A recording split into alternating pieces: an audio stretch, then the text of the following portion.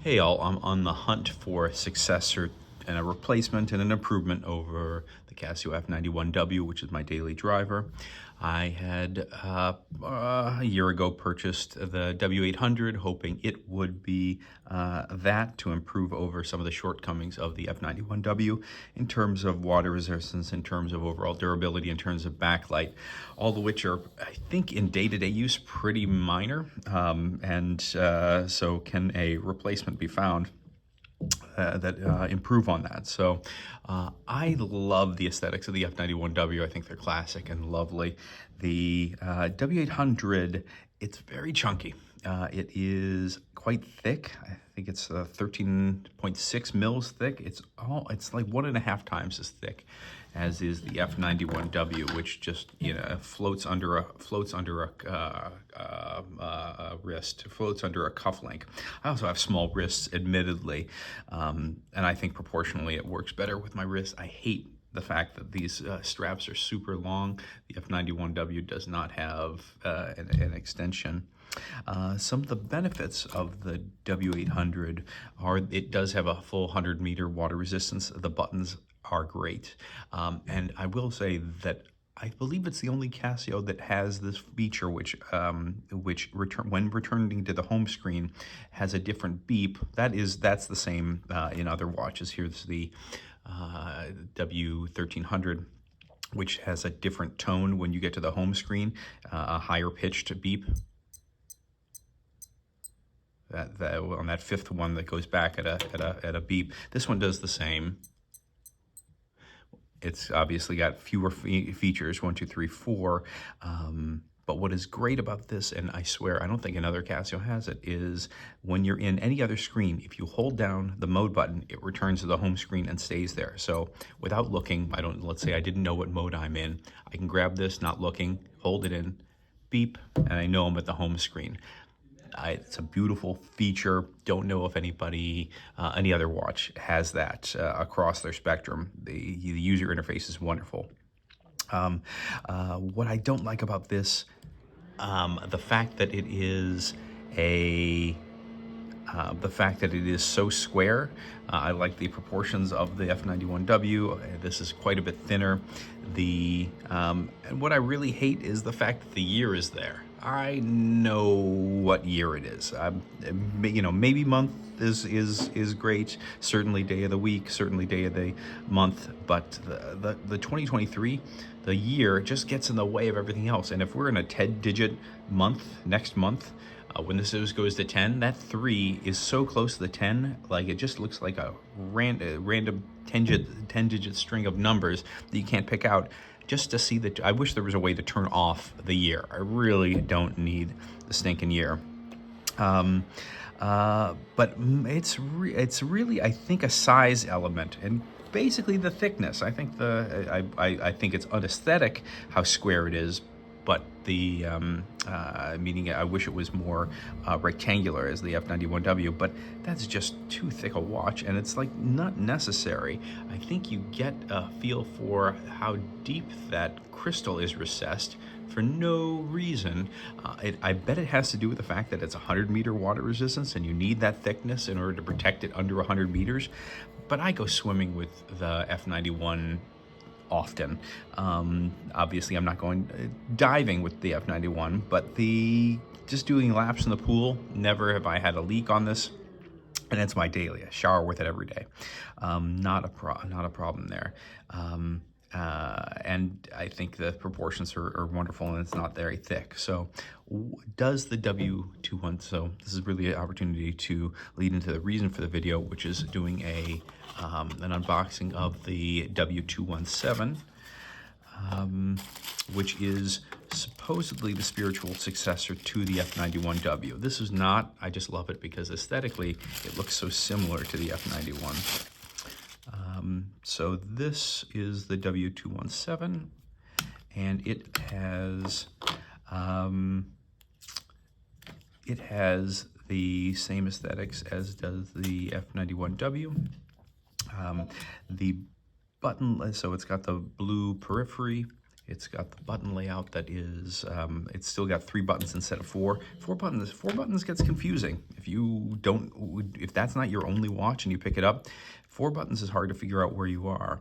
3 buttons is a much better sweet spot in terms of having it work as a second skin. Oh, it's interesting that the backlight on the I don't know if you can tell, the W217's LCD is whiter, like better contrast. That is a little bit more legible. The font of the W217 in the middle is a little bit like an alarm clock. I think it looks generic. I like the font on the right. I like the font on the left. Obviously, my preference is the F91 because I use it daily. That kind of elongated font looks bad. It doesn't look as aesthetically pleasing. So it is a larger face. That's the reason that you'd get that. I do like it does look like it's a bit bigger than the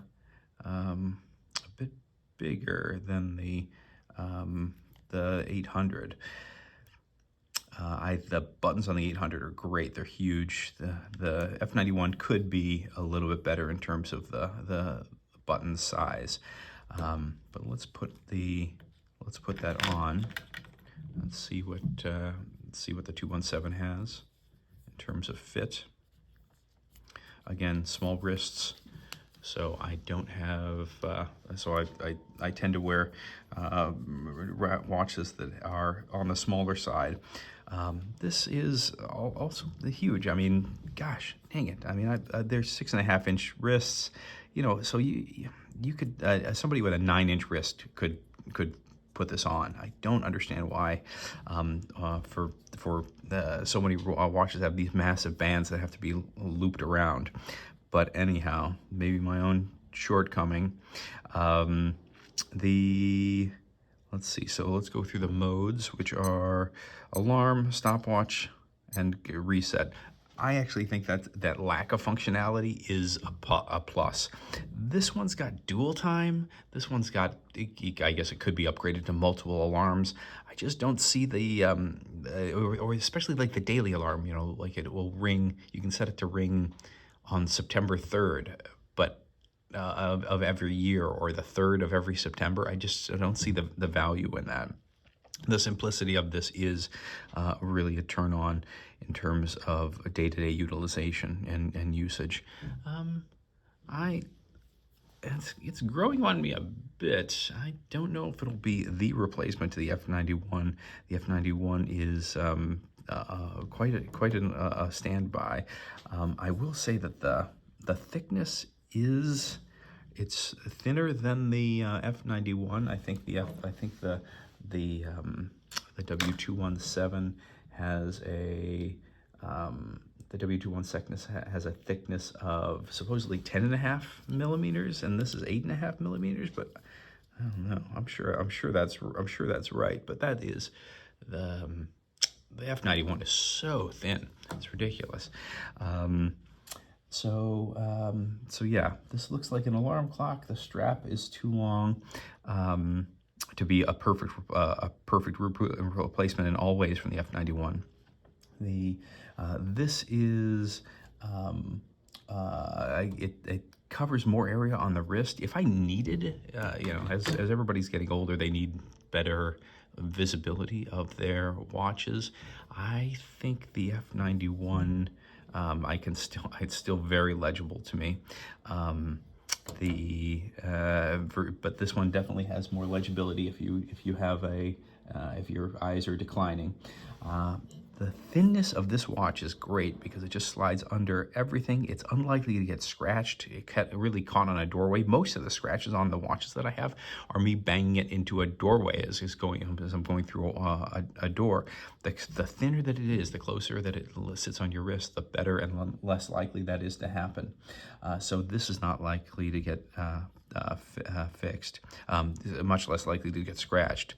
The light, which everybody complains about on the F91, it to me is a throwback, and I love it kind of because of that. I realize that functionally it could be an improvement. With a brighter light. I will say that I've never been in a situation, very dim light or pitch black, where I couldn't make it out. It might take a squint, but it's a rare event that I need that. And in pitch black, it works quite well. This one's light is, which you probably can't see in this, illumination is really difficult, is better. The buttons probably are a bit better. The fact that it just has an alarm stopwatch and back to return and easy to set like that is wonderful. It'll take me some usage, that the lights down here versus the lights up here on the F91. I don't know why they had to change that button layout. Maybe they're sharing this with other modules. Let's see, if I wanted to use the stopwatch reset. Yeah, I guess that functions just as well. If I'm using this, yeah, probably. I don't know. I think it's a toss-up which is the better layout. You just have to get used to one or the other. The 50-meter water resistance, a genuine improvement over the F91. Like I said, I wear this swimming. I've certainly gone 10 feet underwater and showered daily, and it's never developed a leak, but I'm always a little bit concerned about that. The fact that this one goes up to 50, I think, is a genuine improvement, and I value the improvement over the water resistance of this over the backlight improvement. It is a better backlight. I'm sure this would work much better in the dark, but that is, I can live without the illumination improvement. I would wear this for better water resistance. And if my eyes were going, this would be a replacement because those numbers are so much bigger. I like how small that looks. I think it's just a throwback to the 80s and the horological history of the F91 has not shown that that I can replace that, and there's no functionality difference, which I think in many ways is a good thing. They didn't try to cram in world time, which isn't as good, or dual time. This one has dual time. So this has an alarm, a stopwatch, dual time. When do you need dual time? Are you really, if I work with clients in Spain or London, I genuinely know that they're plus 6 hours, and you just add 6 onto the time, and with countries not being synced up in terms of daylight savings times, you still have to check it online anyhow. No way, it's just way more of a hassle, and then you have to cycle through one more screen, except with this one, which has that lovely feature on the W800 of holding it down and it goes back to the home screen. So this is a good watch. I'm glad that I have it in the collection. It's kind of the I don't know, would you call it a big brother? Is it bigger than the W800, or is the W800 the bigger brother? It's thicker. This one seems to have a bigger screen and bigger numbers. I don't know, but happy to add it to the collection. Don't know if I'll be wearing this daily. Certainly can't replace the what I love on the W800, the F91W. All right, that's a review of the W217 against the W800 and F91W. Not quite a replacement, a daily replacement, but for those with bigger wrists, smaller eyes, this is a better watch for them. That's all. Thanks.